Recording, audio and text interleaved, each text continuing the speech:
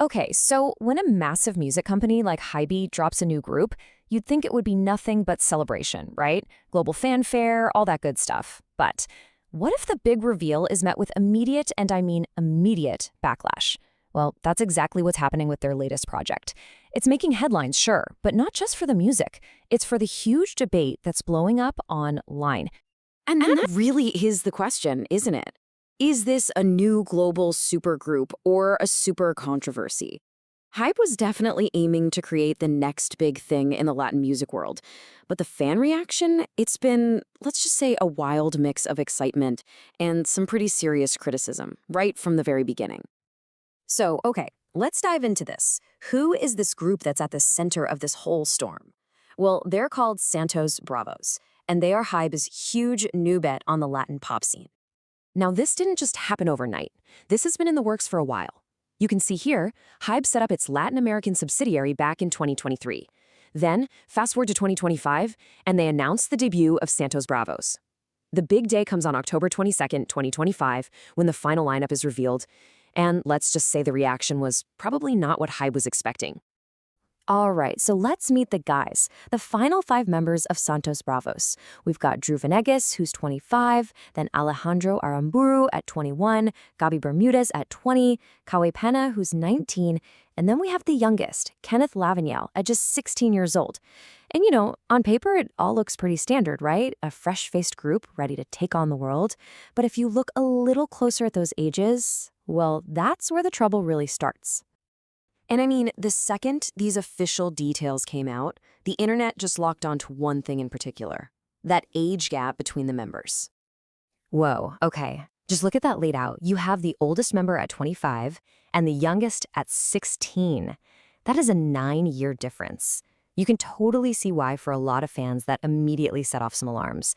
I mean, you start to wonder, right? How do the group dynamics even work with a gap that big?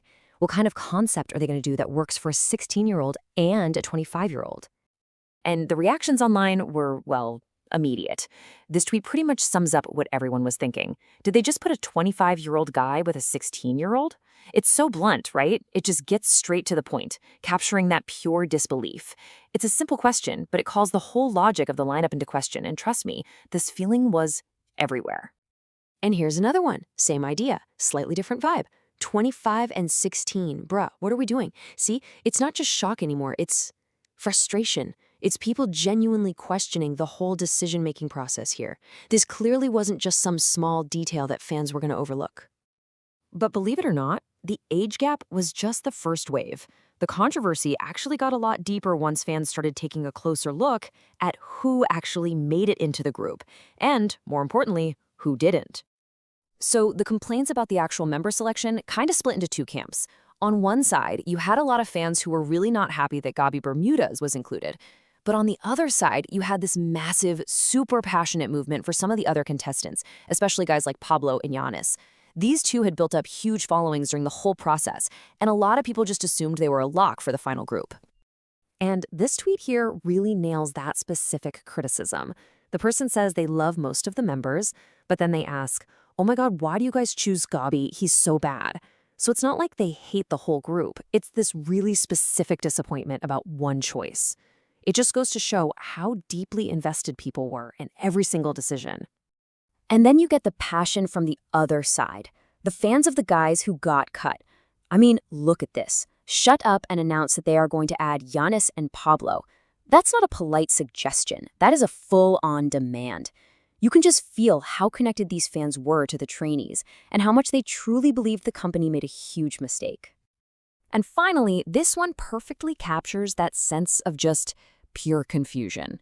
What do you mean Pablo and Giannis wasn't in the final lineup for Santos Bravos? For so many people who followed this whole journey, a lineup without these 2 fan favorites just didn't compute. It really felt like a massive snub. So let's put this all together. What's the big takeaway from all this? Basically, you have this huge, highly anticipated debut that was supposed to be a smooth, exciting launch, but instead, it hit some serious turbulence right from the get-go. So yeah, the crucial point is this.